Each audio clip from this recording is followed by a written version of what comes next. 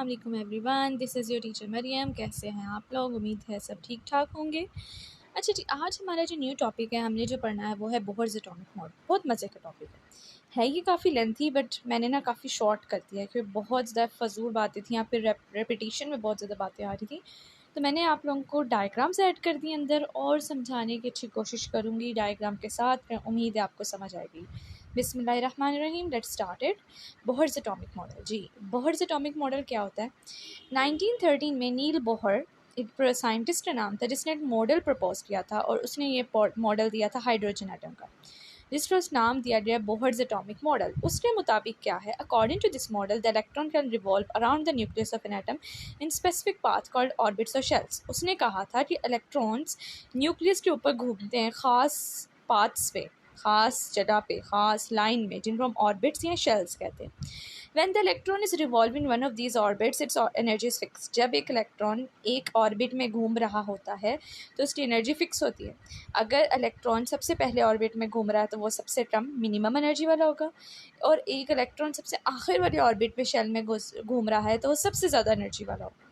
As when the electron is present in orbit which is closest to the nucleus, मतलब अगर electron ऐसे orbit में घूम रहा है, ऐसे पाथ में घूम रहा है, ऐसे शेल में घूम रहा है जो न्यूक्लियस के सबसे करीब है, इट्स एनर्जी इज मिनिमम, उसकी एनर्जी सबसे कम होगी। इस वजह से हम उसे बोलेंगे ground state of the atom.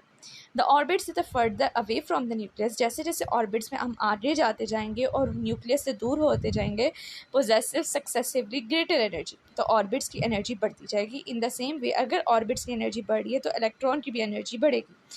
जितनी इलेक्ट्रॉन में एनर्जी होती है वो उस ऑर्बिट में रिवॉल्व करेगा। अगर इलेक्ट्रॉन की एनर्जी कम है तो वो सबसे छोटे ऑर्बिट में रिवॉल्व करेगा, अगर इलेक्ट्रॉन की एनर्जी ज़्यादा है तो वो बड़े ऑर्बिट में रिवॉल्व करेगा। The electron is not allowed to occupy space in between the orbits, और इलेक्ट्रॉन ऑर्बिट के बगैर नहीं घूम सकता। जिस तरह अल्लाह ताला ने निज़ाम बनाया हुआ है ना, दुनिया का प्लैनेट सोलर सिस्टम है कि हर सैयारा अपने मिदार अपने ऑर्बिट में घूम रहा है, वो अपना ऑर्बिट तोड़ के किसी और प्लैनेट के ऑर्बिट में नहीं जा सकता, ना ही ऑर्बिट्स के दरमियान में घूम सकता है। इन द सेम वे जो एटम्स हैं उनके अंदर जो इलेक्ट्रॉन्स हैं वो भी अपने ख़ास पाथ या ऑर्बिट में घूमेगा, अपना ऑर्बिट तोड़ के दूसरे ऑर्बिट में या दरमियान में नहीं घूम सकता। अब ये देखें, आपको मैंने समझाने की कोशिश की है, ये एटम है बोहर एटॉमिक मॉडल।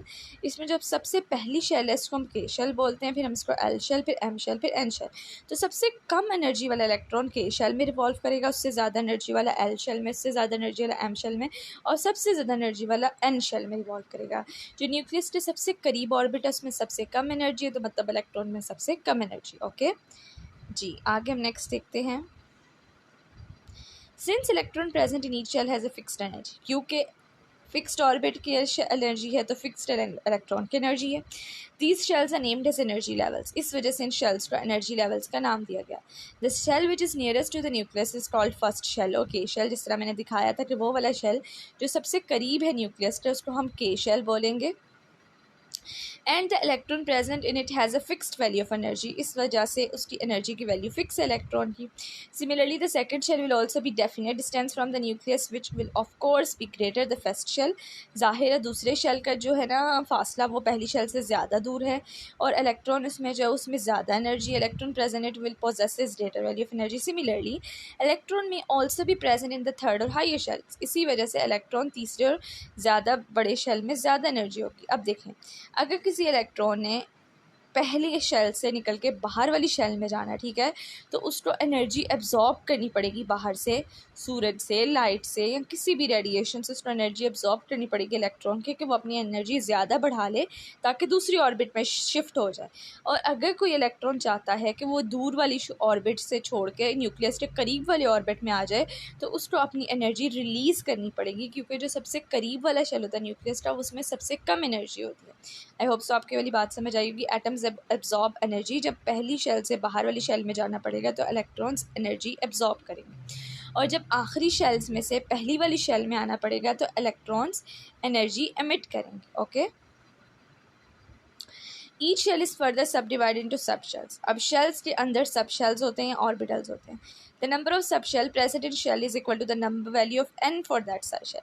अब हमें नहीं पता कि सब शेल की कितनी वैल्यू है, उसमें सब शेल में कितने इलेक्ट्रॉन्स होंगे, तो हम एन के ऊपर नंबर देते हैं। अगर हमारे पास n जो है ये देखें n is equal to 1, n is equal to 2, n is equal to 3, तो 2n2 फार्मूला हम लगाते हैं 2n2। अगर तो एक पहली शेल है तो इसके अंदर 2 इलेक्ट्रॉन आएंगे, 2n2 करेंगे और 1 के ऊपर 2 आएगा, 1 के ऊपर 2 पावर आएगी, तो 2 मल्टीप्लाई बाय 1 2 आएगा आंसर। तो पहली शेल में 2 इलेक्ट्रॉन हो गए। दूसरी शेल में 2n2 करेंगे तो 2 4 ज़ार 8 होता है, दूसरी शेल में 8 इलेक्ट्रॉन होंगे।